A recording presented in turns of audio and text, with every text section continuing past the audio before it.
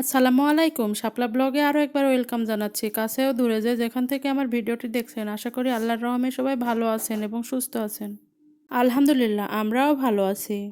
বাড়িতে মেহমান আসলে ভুলেই যাই যে আমি একটা ছোট্ট পেজ চালাই। তো মেহমানটা হচ্ছে আমার মা। মা এসেছে, মা বলে কথা, তাহলে তো ভুলেই যাব, এটাই স্বাভাবিক, তাই না আপুরা? মায়ের সাথে কত রকমের গল্পগুজব করতে করতে যে আমি ভিডিও করব বা পেজে ভিডিও ছাড়বো, এগুলো ঠিক আমি ভুলেই গেছি।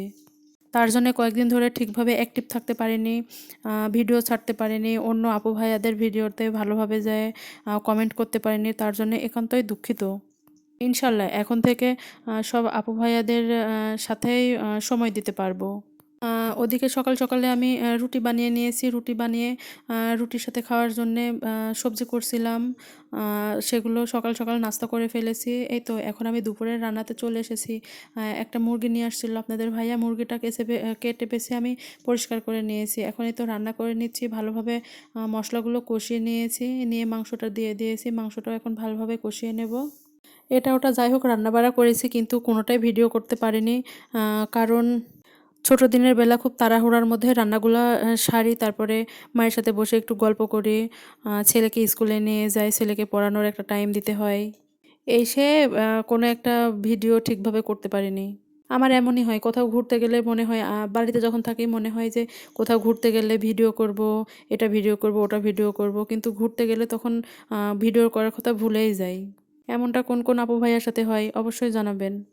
এখানে বেগুন মূলা ভাজবো, তার জন্যে তেলের মধ্যে মরিচ, পেঁয়াজ আর জিরা দিয়ে দিয়েছি। এখন দিয়ে দিলাম হলুদ আর পরিমাণ মতো লবণ।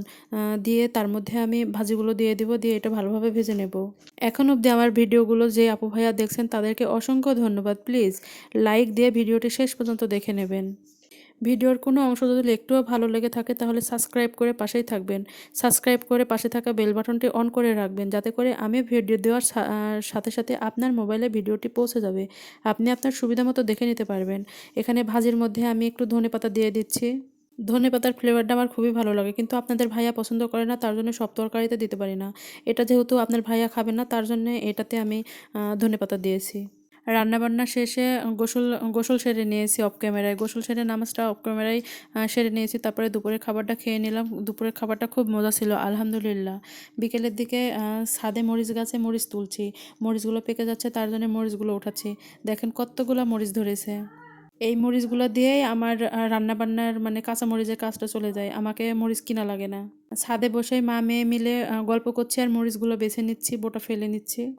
এই মরিচগুলো অনেকটাই ঝাল হয়। তো আজকের ভিডিওটি এ পর্যন্তই। ভালো থাকবেন সবাই, নিরাপদে থাকবেন। আল্লাহ হাফেজ। আসসালামু আলাইকুম।